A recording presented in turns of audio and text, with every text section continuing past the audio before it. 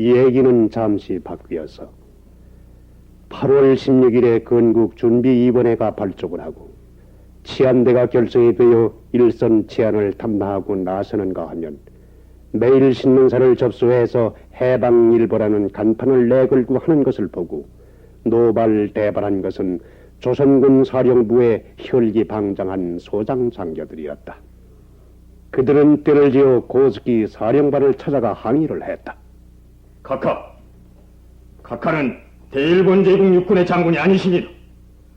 당장 군복을 벗으십시오. 응? 그 무슨 소린가 자네들? 카카는 사령관으로서의 자격을 상실했단 말씀입니다. 내가 사령관으로서의 자격을 상실했다고? 그렇습니다. 바가야로! 너 이름들 패절했다고?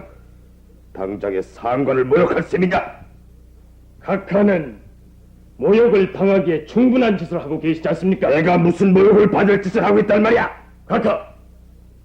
천황은 항복을 선언한지 모르지만 우리 대일본 제국 육군은 항복을 하지 않았습니다. 그래서 너희놈들은 최후의 한로까지 싸움을 계속해야 한다는 주장이냐? 그런 게 아닙니다. 그런 게 아니라 뭐야? 어째서 총독이나 정무총감은 군관은 하등의 의논도 없이 자의로 여운형인가 뭔가 하는 놈한테 정권을 넘겨주기로 한 것입니까? 정권을? 조선놈한테 정권을 넘겨주기로 해? 카카는 아직 그런 것도 모르고 뭘 하고 계셨습니까? 낮잠을 자고 계셨습니까?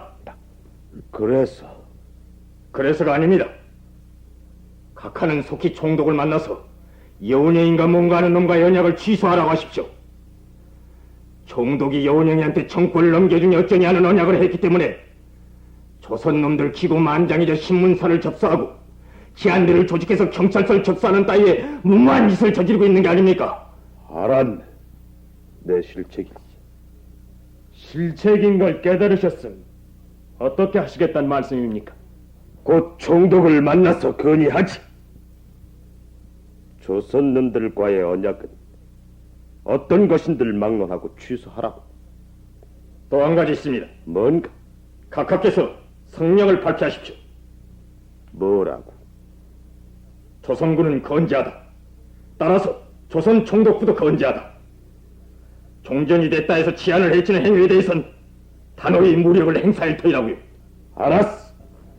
젊은 소장 장교들한테 위협을 당한 조선군관구 사령관 고스기는 그 길로 총독부로 아베 총독을 찾아갔다. 총독각, 여운형인가 하는 사람한테 정권을 넘겨주기로 했다는 게 사실입니까? 아마 정무총감이 그런 언약을 한 일이 있는 모양이요. 그런 언약을 한 일이 있는 모양이라. 그럼 총독각하는 모르시는 일이란 말씀입니까? 대강 한 것은 알고 있었지만 하여간 왜 그러? 각하, 정무총감을 불러 정권 이양 언약을 속히 취소하도록 하십시오. 취소토록 하라니. 어차피 우린 물러갈 사람들이 아니요. 물러갈 땐 가더라도 어서 취소하도록 하십시오. 지금 군의 소장 장교들의 공기가 여간 험악하지 않습니다. 소장 장교들이? 그렇습니다. 조선군은 아직 건재하거든 어떻게 조선놈들한테 경찰권을 넘겨줄 수 있느냐 하는 것입니다. 만일 각하께서 군의 요구를 들어주지 않을 경우 소장 장교들이 어떤 불행한 일을 저지르든 본관은 책임질 수 없습니다. 예. 각하, 경기도 이구다지사께서 각하께 급히 보고 올릴 일이 있다 하십니다. 들어오라 하게. 하! 들어오시랍니다.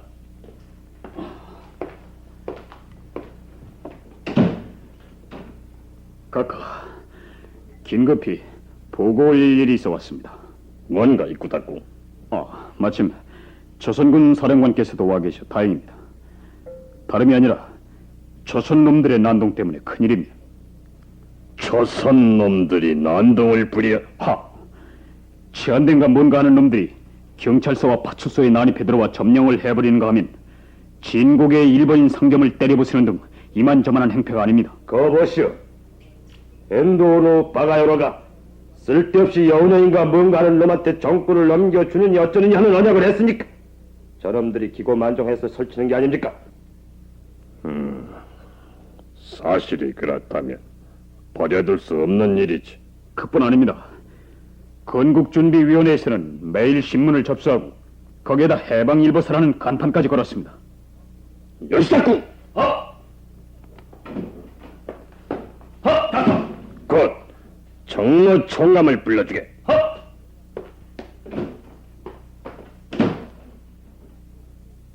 각각 앞으로의 치안은 본관이 지휘하는 조선군이 맡겠습니다.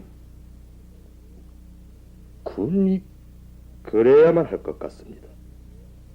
연합군이 경성에 진주하면 우리 군을 무장 해제시킬 게 아니겠습니까? 군이 무장 해제당하면 조선 놈들이 또 난동을 부릴는지 모르니까 차제 군에서 기천명 선발해서 경찰에 편입시켜둘 작정입니다.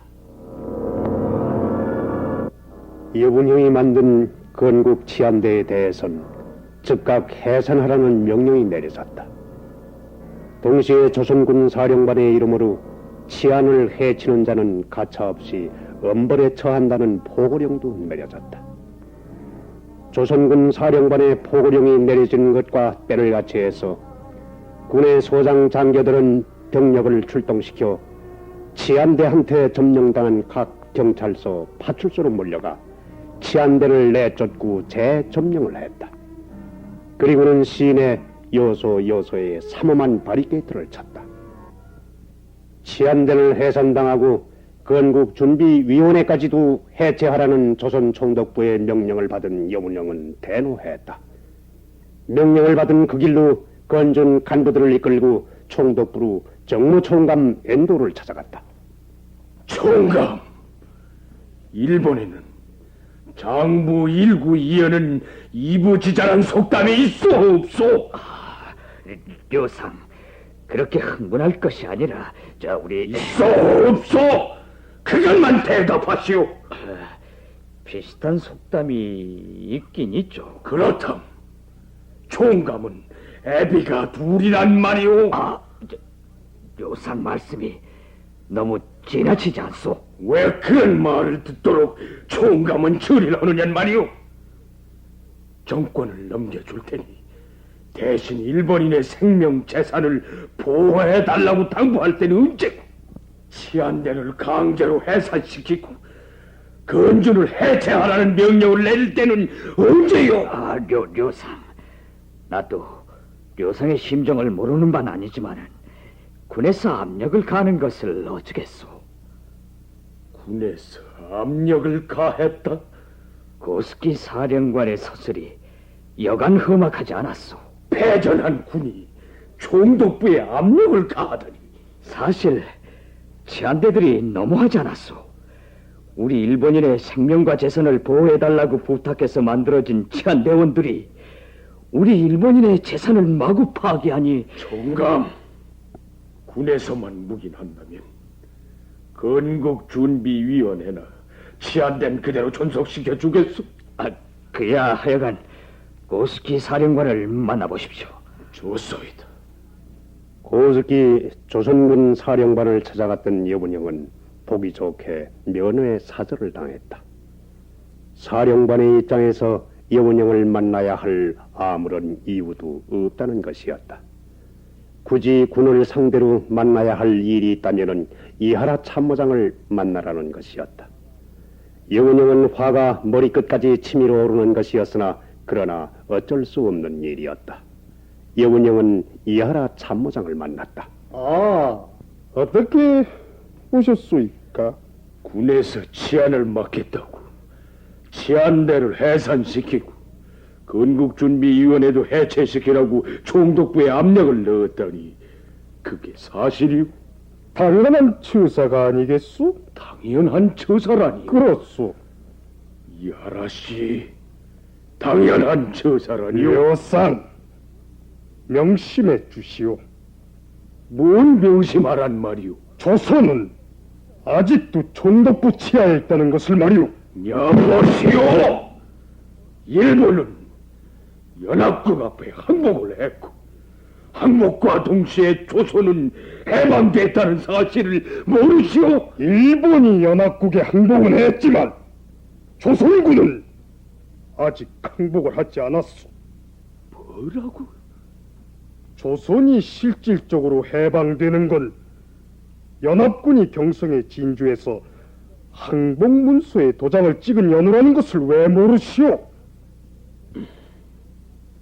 이론상으로는 그렇다 하더라도 우린 우리 정부를 세우기 위해서 건국준비위원회를 만든 거요. 우리 정부를 세우기 위한 준비에 군이 이래라 저래라 할 수 있어? 정부를 세우기 위한 준비도 우리가 항복문서에 도장을 찍은 후라야 하니까 지금은 아니대요. 조선 국민은 아직은 총독부와 군의 명령에 따라야 할 것이오. 우린 못하오. 못하다니. 총독부와 군의 명령에 따를 수 없단 말이오. 그렇소. 따르지 못하겠다면 안 따라도 좋소. 우린 법대로 처리할 뿐이니까. 협박이오? 협박이 아니라 당연한 일을 당연히 얘기할 뿐이오. 좋소이다. 그렇다면 어서 마음대로 하시오. 그러나 이하라 씨도 명심해 두어야 할 거요. 조선 사람이 일본 사람에 대한 원한이 얼마나 골수에 사무쳐 있는가를 말이오. 그야말로 협박이구려. 나도 당연한 얘기를 당연히 할 뿐이오. 당신들은 총칼을 들고 있다 해서 아직도 총칼로 위협하면 조선 사람이 죽었습니다 하고 따를 줄 알지만은 천만의 말씀이오. 당신도 조선에 나와 있었으니 3일 만세 때에 조선 사람의 의연한 모습을 얘기 들었을 거요. 조선 사람이 총칼을 두려워하는 민족인 줄 아시오. 당신들이 건준의 간판을 강제로 내리려 할 땐 어떤 불행한 사태가 벌어질는지 모르겠으나 그땐 우리도 책임질 수 없소이다. 그러한 불행한 사태를 초래한 건 전적으로 당신의 책임이니까. 여러분, 돌아가십시오. 료상. 뭐 또 할 말이 있어? 료상, 그렇게 흥분할 것이 아니라 우리 이렇게 합시다. 어떻게? 건국준비위원회만은 묵인할 테니 우리가 맡은 치안에 협조나 해주십시오. 어떻게 생각하면은 아직도 총독부의 명령에 움직이고 있는 것 같아 불쾌하기도 하고 마음이 내키지 않는 일이기도 했다. 그러나 이 시점에서 어쩌랴. 이 얘기는 잠시 해방 일주일 전인 1945년 8월 8일로 되돌아갔어. 무대는 중국 대륙 협서성 수도 서안 40리호에 자리 잡고 있는 종남산이라는 산속. 이 종남산 산속에 종남사라는 절이 있는데 절 옆에는 꽤 넓은 훈련장이 있었다. 지금 이 훈련장에는 우리 광복군의 젊은 장정들 20여 명이 미군의 지도 밑에 OSS라는 특수 공작 훈련을 받고 있었다.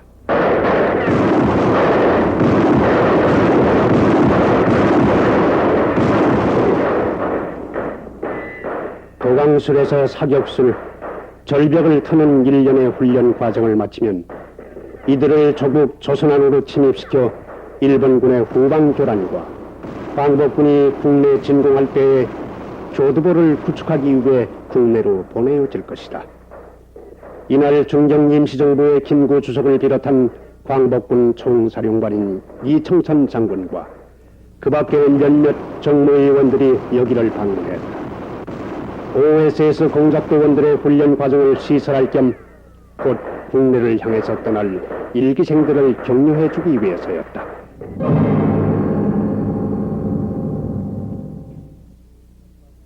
김구 주석과 그 일행이 서안을 방문한 다음 날인 8월 10일 OSS 훈련 교관인 사젠트 소령은 곤룡에 있는 사령부로 가서 사령관인 도노반 소장을 모시고 왔다. 그리고는 김구수석을 비롯한 이청천 장군, 이범석 장군과 합석하여 일련의 회의를 열었다. OSS 공작원의 국내 침입에 관해서 논의했음은 물론이다. 그런데 이틀 뒤인 8월 12일 오후 5시경 네. 공작대원 파견은 중지하게 돼서. 예? 중지? 메이저 제네럴 도나반, 그게 무슨 소리야? 공작대원의 파견을 중지라니. 전쟁이 끝나게 되어서. 무엇이? 전장이 끝나게 됐다고? 여러분, 기뻐해 주시오. 여러분, 일본이 카이로 선언을 무조건 수락한다는 요청을 중립국을 통해 전해왔소. 전쟁은 끝난 거나 다름없는 거요. 전쟁이 끝나게 된 이 마당에 무모한 희생은 할 필요가 없는 게 아니요.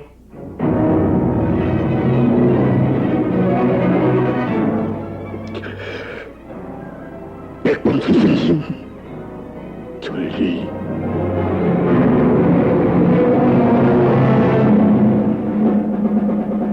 기쁜 소식임에는 틀림이 없었다. 그러나 기쁜 마음에 앞서 분한 생각이 용솟음쳤다. 칼갈아 비켜들고 광막한 북만주로 삭풍이 몰아치는 외몽고로 원수를 찾아 헤매이기 30년. 이제 원수들의 머리 위에 최후의 일격을 가해 빼앗긴 내 조국, 짓밟힌 내 강토, 내 선으로 찾자 흠에 자각했는데 싸움을 벌리기도 전에 원수들이 백기를 들었다니 이 어찌 기쁜 마음에 앞서 분한 생각이 용수숨치지 않으랴. 백범 선생님, 절기 정말 분하구먼. 선생님 정말 분합니다. 그러나 이미 일본이 항복하기로 했다니 어쩔 수 없는 일. 이제 앞으로의 일이나 어떻게 대처할는지 생각해 보기로 하세. 아닙니다, 선생님. 전 일본이 항복하기 전에 한 발 먼저 국내로 들어가야겠습니다. 국내로? 예. 아니, 국내로 들어가서는 어쩌게? 선생님께서도 이승만 박사의 서신을 통해서 잘 아시겠지만 미소 양군이 42도선이 아니면은 38도선을 경계로 진주한다 하지 않습니까? 그렇게 될 경우 이 선이 정치적 경계선이 될 것은 명약관화한 일입니다. 정치적 경계선이 된다는 것은 뭘 뜻하는 것이겠습니까? 남북이 양단된다는 뜻이 아니겠습니까? 이렇게 되는 날엔 이건 큰일이 아닐 수 없습니다. 그러니까 제가 일본 항복에 앞서 한 발 먼저 국내로 들어가서 조선군의 무장 해제를 시킬 작정입니다. 조선군을 무장 해제시켜 그 무기를 조선의 젊은이들한테 무장시켜 하늘을 묶어 놓으면은 남북이 아무리 정치적으로 양단된다 하더라도 점령 정책이 끝나는 날엔 쉽게 하나로 통일될 수 있지 않겠습니까? 오라, 절기의 형안엔 놀랐어.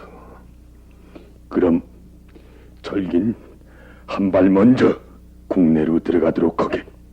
예, 선생님. 네, 임시정부 주석으로서 절기를 국내 정진군 총사령관에 임명하니 만사 유류 없도록 조처하게. 예, 선생님.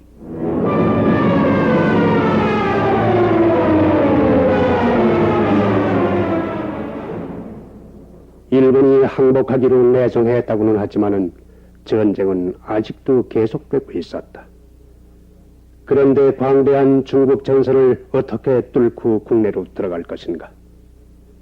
철기 이범석은 국내로 들어갈 방도를 모색하기 위해서 동분서주했으나 용이한 일이 아니었다.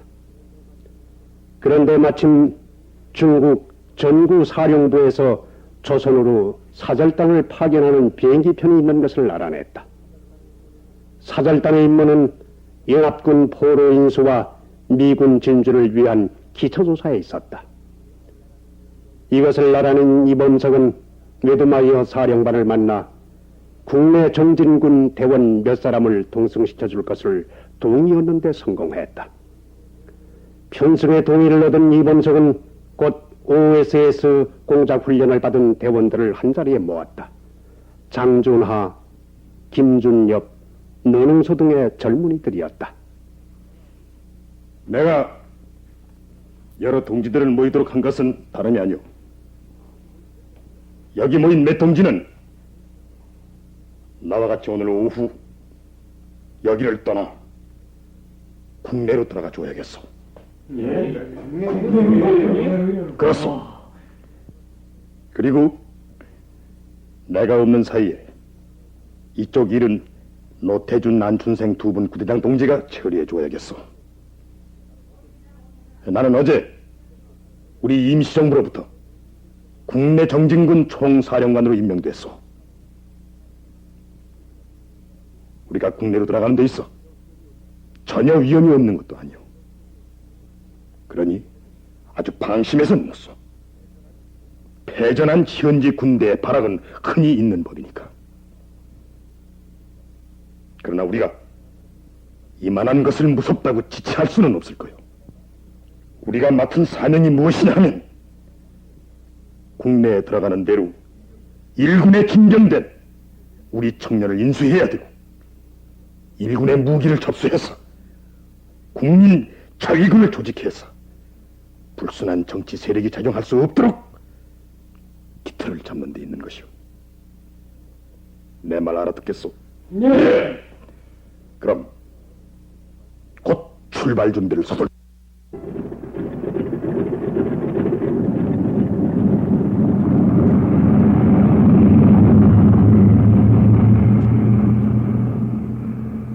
(8월 18일) 새벽, 거구의 선하의 볼즈 대령이 이끄는 미군 사절단 일행과 함께 국내 정진군 사령관 이범석과 공작대원을 태운 수송기는 서안을 떠났다.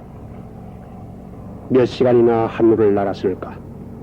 거의 11시가 될 무렵에는 벌써 조국 조선의 연해를 접근하고 있었다.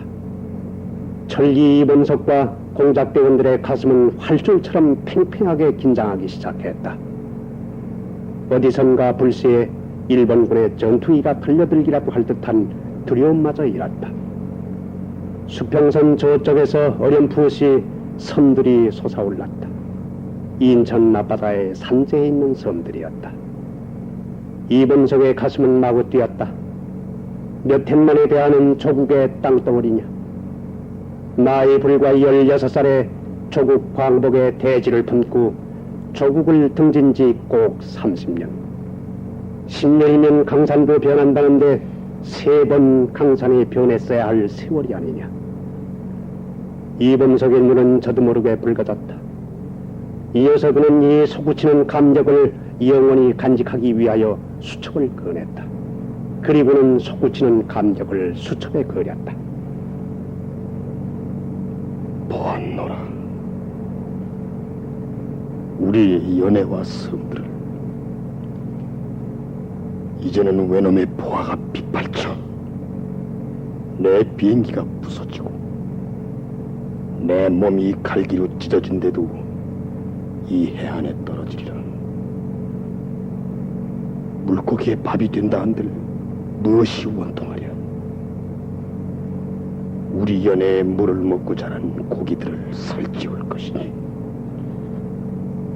선생님, 위대한 내 조국이야. 이제는 죽는데도 한이 없다. 선생님, 순전유구이여 지제보국이라. 장동지, 우리에겐 오직 조국이 있을 뿐. 조국의 영광을 위해서 우리가 존재하고 있다는 것만은 알면 되는 걸세. 등님 말씀 깊이 명심하겠습니다.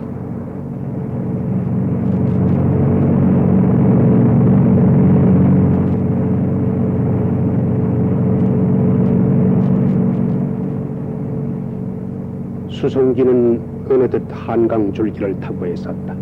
삽시간에 영등포였다. 수송기는 영등포 상공을 2번 선회한 다음 요란한 폭음을 지르며 여의도 비행장 활주로를 달리고 있었다.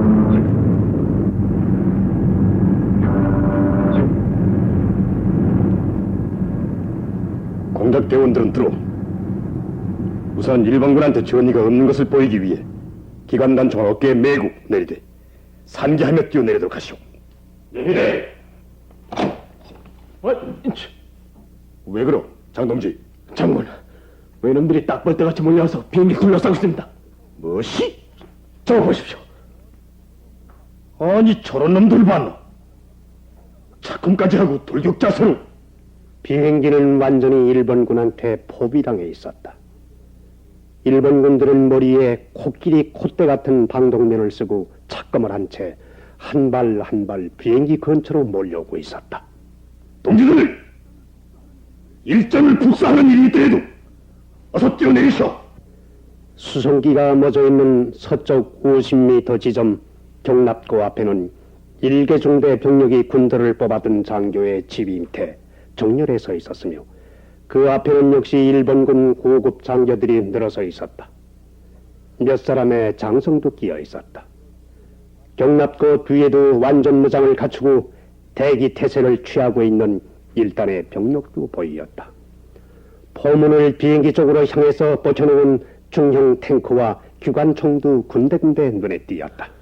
저놈들, 우리 어쩔 셈이야. 걱정할 거 없어. 자, 동지들, 앞으로!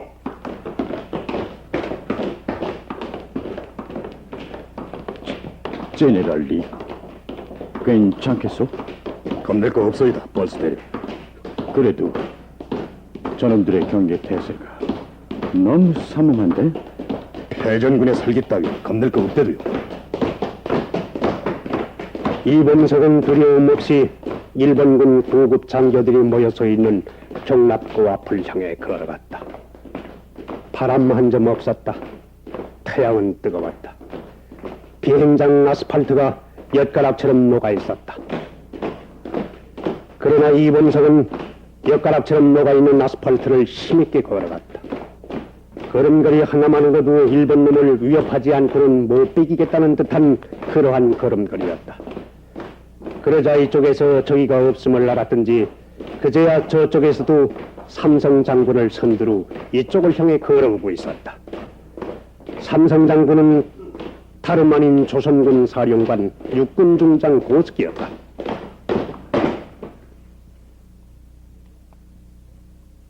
못하러 왔소? 왜 왔느냐고 묻소. 우리가 여기 왜 왔느냐고? 그건 저들이 이미 알고 있을 텐데. 장동지, 네, 비라 뿌리다 남은 게 있어. 네, 있습니다. 그걸 저자한테 한 장 내주시오. 네. 장준하는 영등포 상공에서 뿌리다 남은 비라 한 장을 고스기에게 내밀었다. 장교들한테도 한 장씩 나누어 주시오. 네.